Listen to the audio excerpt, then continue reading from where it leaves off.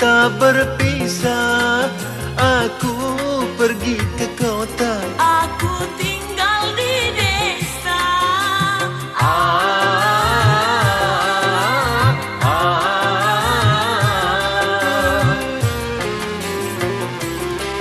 Kisah masa lalu kini terulang lagi.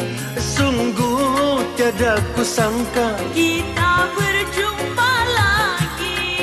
kau duduk di belakang dengan senang hati.